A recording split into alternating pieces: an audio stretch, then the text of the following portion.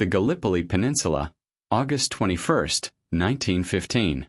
The air was thick with the smell of gunpowder, dust, and despair. In the midst of a brutal and stalled campaign, a full British infantry regiment, the 1/4th Norfolk, was ordered to advance. These were not fresh-faced recruits. Many were men from the same quiet, rural English villages, part of a territorial battalion sometimes nicknamed the Sandringhams, due to the estate workers from the king's own estate who had joined up together. They moved forward as they had been trained to do, a formation of over 1,500 souls marching into the rugged, sun-scorched hills of Suvla Bay. Their objective was clear, but their destiny was about to be swallowed by the unknown. As they pushed inland, eyewitnesses from a nearby New Zealand field company reported something bizarre. A strange, dense cloud, described as oddly solid and loaf-shaped, settled over the dry valley into which the Norfolks were marching. The men, in perfect formation, were seen entering the base of this peculiar stationary fog bank.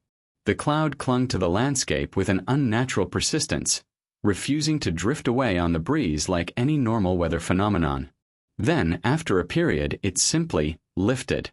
The hill was revealed once more, bare and silent. The 1,500 men of the 1/4th Norfolk were gone. In an instant, an entire fighting unit had vanished from the face of the earth. No frantic radio calls for help were heard. No last stand was reported by listening posts. Subsequent searches of the area found nothing. No scattered equipment, no bodies piled in a final defensive perimeter, no evidence of a massive, decisive battle that could account for the complete annihilation of a regiment. It was as if the earth had opened up and swallowed them whole. In the brutal but meticulously documented chaos of the First World War, this was an anomaly that defied all logic. This is the story of that disappearance, a mystery that has echoed for over a century, begging the question: how does an entire army regiment simply cease to exist? To comprehend the profound mystery of the vanishing regiment, one must first appreciate the colossal failure and the nightmarish context in which it occurred. The Gallipoli campaign.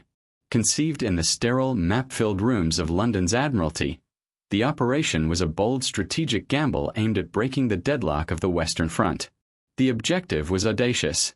A naval and then ground assault would force its way through the Dardanelles Strait, capture the Ottoman capital of Constantinople, and knock the Ottoman Empire out of the war. Success would secure a vital sea route to their beleaguered ally, Russia, and potentially open a new southern front against the Central Powers. It was a plan born of desperation and grand ambition, but it drastically underestimated the resolve of the enemy and the brutal reality of the terrain. The landings on April 25, 1915, were met not with a swift victory, but with a firestorm of resistance.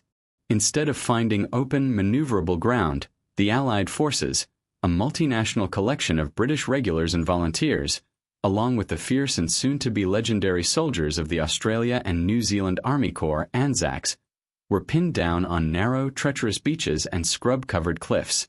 The Ottoman defenders, under the shrewd command of Mustafa Kemal, fought with a tenacity that shocked the invaders. Within days, the campaign degenerated into the same grim stalemate that defined the war in Europe, but with a unique and savage twist. A labyrinth of trenches was carved into the rocky earth, sometimes so close to the enemy that soldiers could hear the conversations from the opposite line. Life in these trenches was a special kind of hell, a relentless assault on the human body and spirit. The Mediterranean sun, which had initially seemed a welcome change from the mud of Flanders, baked the men by day, while the chill seeped into their bones at night. Water was perpetually scarce, and the corpses of men and pack animals, left to rot in no man's land, created a nauseating stench that hung perpetually in the air. Disease ran rampant. Dysentery, typhoid, and swarms of flies crippled entire units as effectively as enemy bullets. The fighting was intimate and brutal, a constant cycle of sniper fire, artillery barrages, and suicidal charges up steep slopes into well-prepared machine gun nests. It was a costly lesson in the futility of frontal assaults against a determined enemy holding the high ground. By August of 1915, the High Command, desperate to revive the faltering offensive, launched a major new push. The plan involved fresh landings further north at Suvla Bay, designed to outflank the Ottoman lines and finally secure the commanding high ground of the Sari Bear Range. It was here, in the Suvla sector, that our story converges.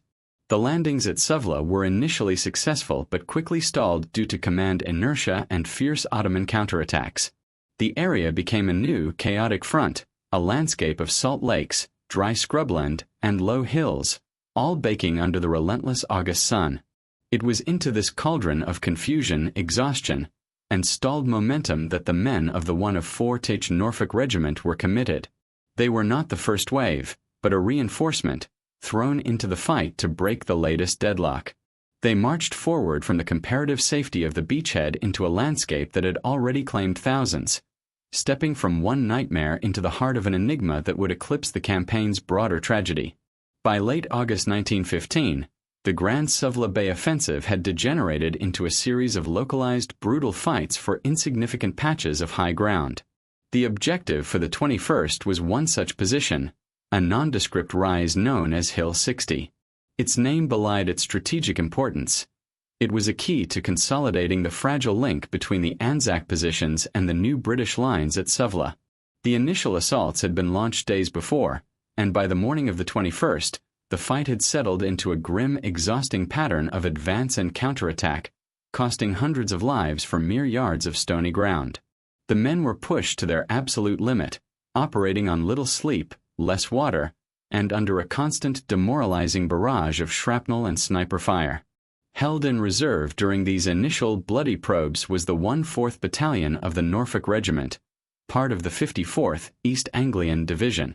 For these soldiers, many of whom had known each other in civilian life, the wait must have been a peculiar torture, a mixture of anxious anticipation and desperate hope to be spared the slaughter they could clearly witness unfolding before them.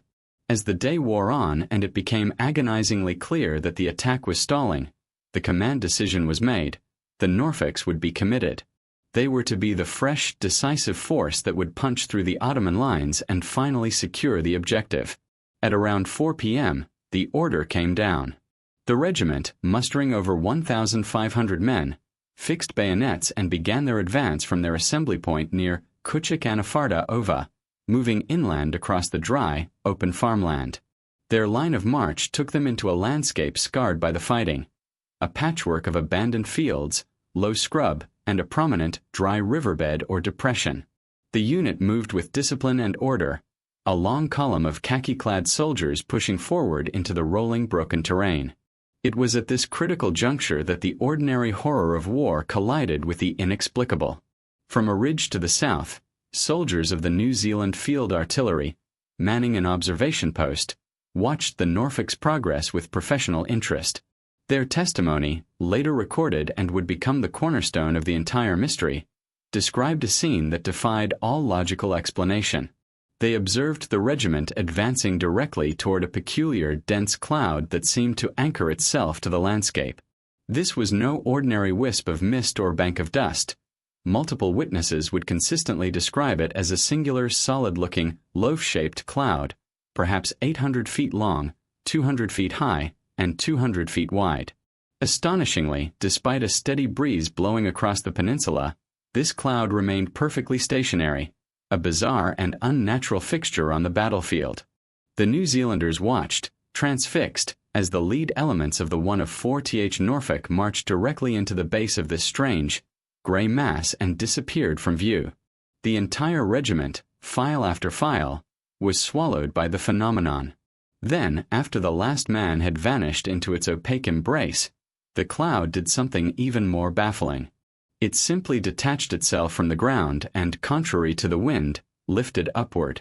As the observers recounted, it then joined other clouds in the sky, appearing identical to them once it was mobile.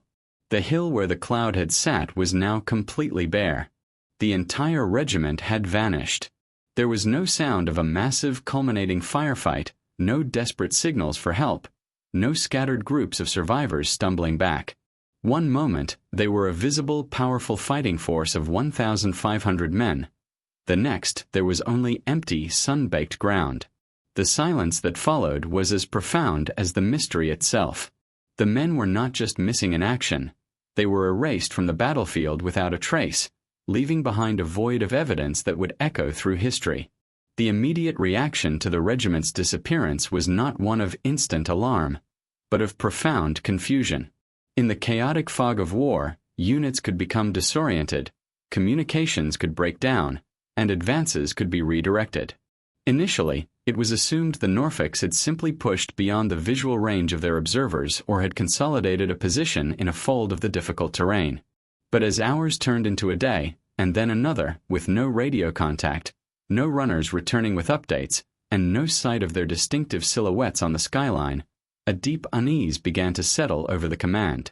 The first organized search parties were sent out, not with the expectation of finding a victorious regiment, but with the grim hope of locating survivors, wounded, or at the very least, a battlefield. What they found, or more accurately, what they failed to find, cemented the event as a profound mystery. The area towards which the Norfolks had advanced was quiet. There were no signs of a large-scale, last-stand engagement. The landscape was not littered with the terrible but expected detritus of a regiment wiped out in combat.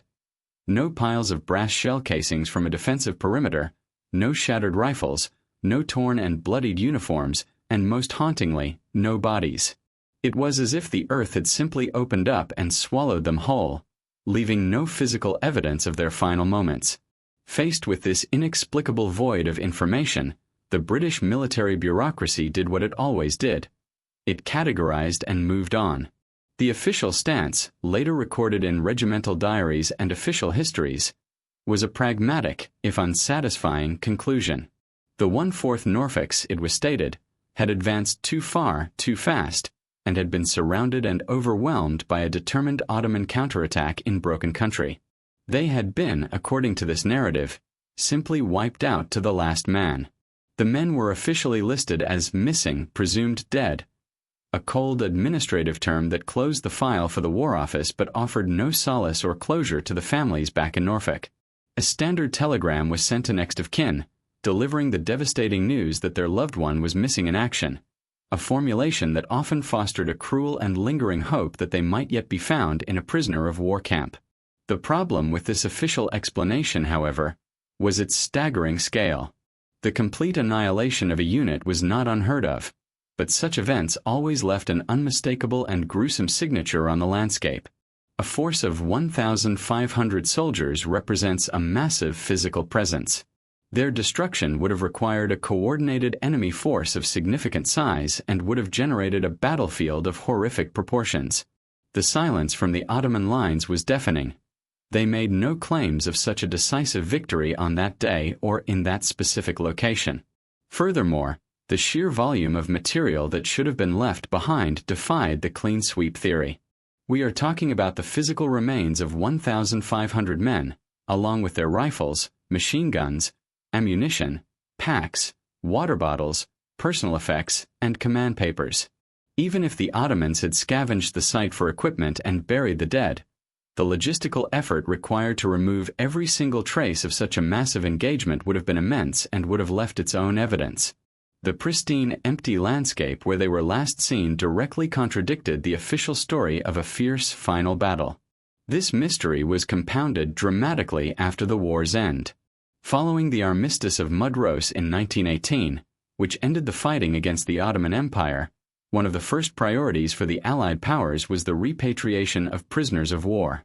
The British government formally demanded the return of all their captured soldiers from Turkish custody. They provided lists, including the names of every man from the 1/4 Norfolk who had vanished on August 21, 1915. The response from the new Turkish government was as definitive as it was baffling. They had no record of having captured a single soldier from that regiment on that day. They insisted that no such large group of prisoners had ever been taken into their custody during the Suvla Bay operations. This official Turkish denial shattered the last plausible, conventional explanation. If the men hadn't been killed in a battle that left no trace, and they hadn't been captured en masse, then what conceivable fate could have befallen them?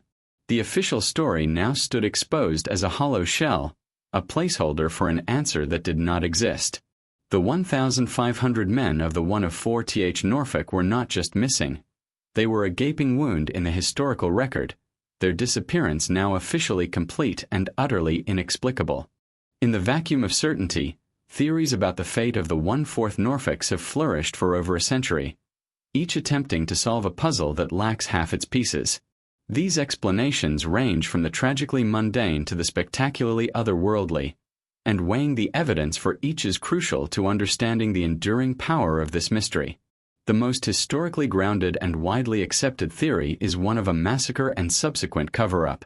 This version of events received its most significant boost in 1919, after the war had ended and the Gallipoli Peninsula was back in Allied hands.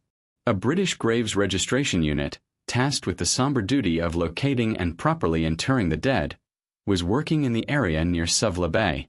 They made a grim discovery.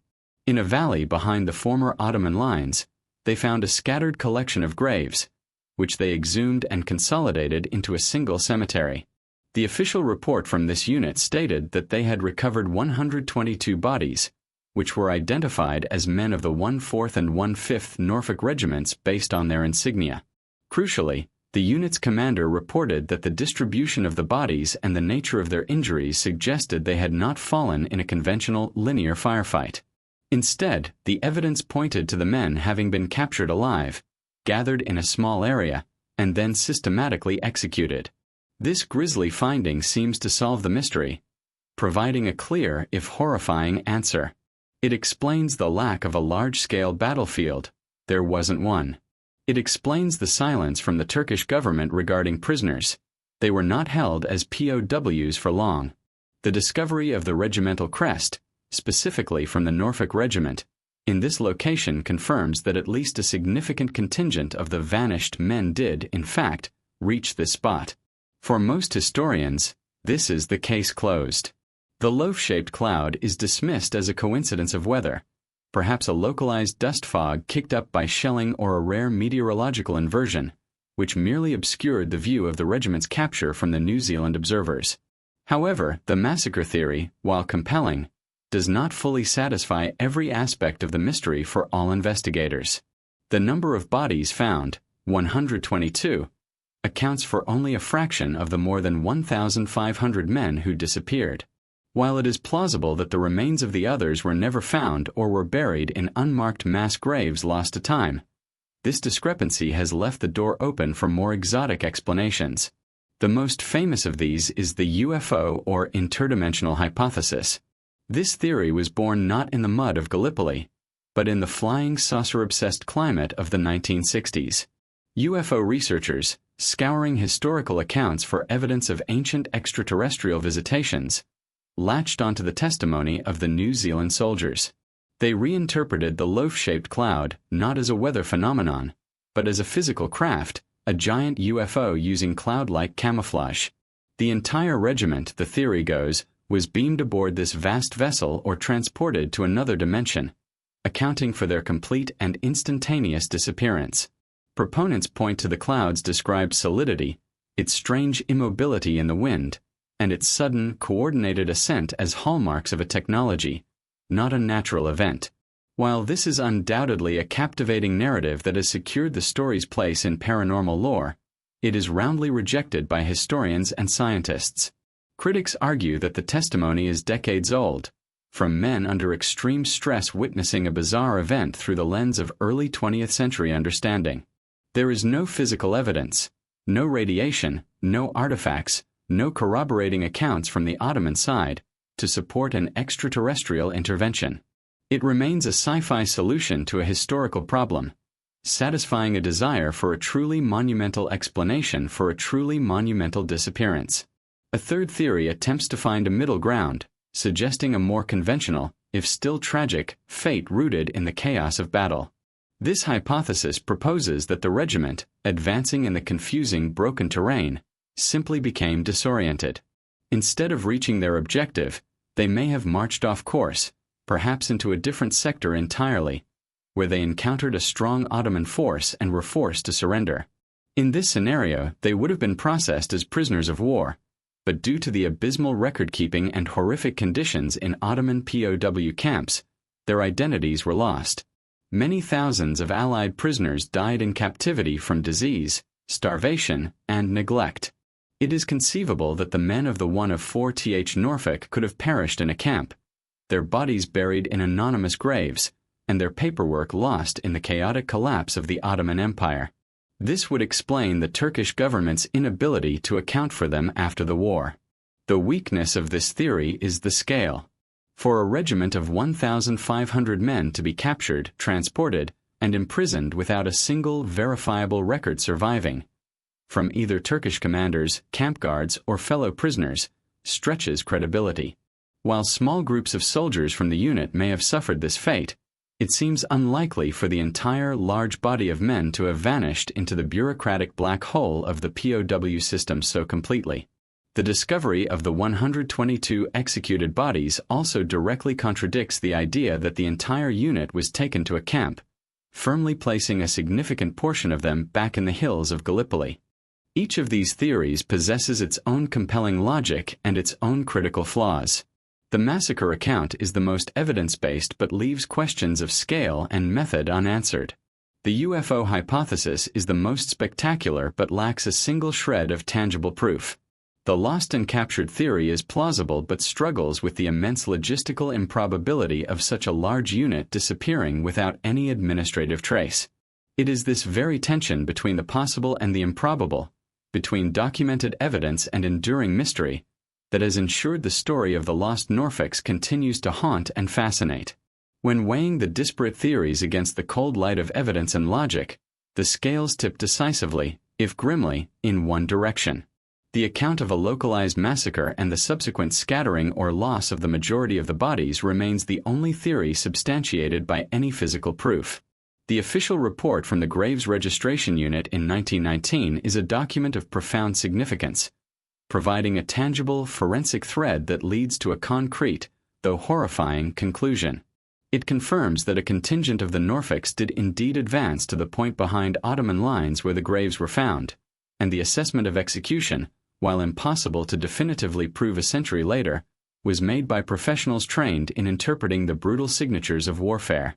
This explanation fits within the documented atrocities of a conflict that was notorious for its brutality and the often savage nature of the fighting at Gallipoli, where the concept of a clean, conventional battle was often a fiction. The mystery, then, is not so much a supernatural enigma as it is a tragic testament to the chaos and cruelty of war, and the potential for inconvenient truths to be obscured by the fog of battle and the passage of time. Yet, even this most plausible explanation cannot completely extinguish the allure of the legend. The discovery of 122 bodies, while critical, still leaves over 1,300 men unaccounted for. This vast numerical discrepancy is the fertile ground where doubt and wonder continue to grow. The initial eerie testimony of the New Zealand soldiers, their vivid description of the anomalous loaf-shaped cloud and the regiment's seemingly impossible vanishment, will always exist separately from the later forensic findings. That initial moment of disappearance was a real experience for those witnesses, and its bizarre character ensures that the story transcends a simple military tragedy. The legend is born from that specific unexplained moment of observation, while the historical conclusion is built from the grim evidence discovered years later.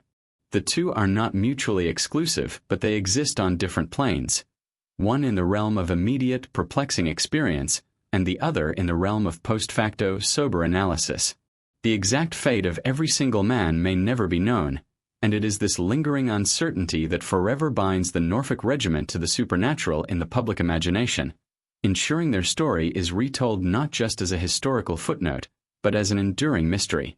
Ultimately, beyond the debates over clouds, UFOs, and mass graves, it is vital to remember the profound human cost at the heart of this story. The 1/4 Norfolks were not merely a number or a unit designation. They were a community. They were farmers, blacksmiths, shopkeepers, and estate workers from the quiet villages and rolling countryside of Norfolk. They were fathers who would never return to their children, brothers who left an empty seat at the family table, and sons whose mothers waited in vain for a letter that would never arrive. Their disappearance created a ripple of grief that shattered lives and left wounds that echoed through generations, a personal tragedy magnified exponentially by the sheer scale and inexplicable nature of their loss. Today, on the Gallipoli Peninsula, The air is no longer thick with the scent of cordite and death. A profound and peaceful silence has settled over the land, broken only by the sound of the wind whispering through the pine trees that now cover the old battlefields. The memories of the campaign are meticulously cared for in the Immaculate Commonwealth War Graves Commission cemeteries. At the Hellies Memorial and the Lone Pine Memorial, among the tens of thousands of names of the missing with no known grave, are inscribed the names of the men of the 1 of 4th Norfolk Regiment. They are commemorated not for the mystery of their disappearance, but for their service and their sacrifice. They stand, in stone and memory, alongside their comrades from Britain, Australia, New Zealand, France, and India, and opposite the Turkish soldiers who also fell in great numbers. In this sacred, silent space, the haunting legend finally gives way to a simpler, more powerful truth: that these men, whatever their precise fate, were lost in a great and terrible human conflict. The quiet, sun-drenched hills of Gallipoli are their final, collective tomb, and their story remains a poignant and permanent scar upon the history of the First World War.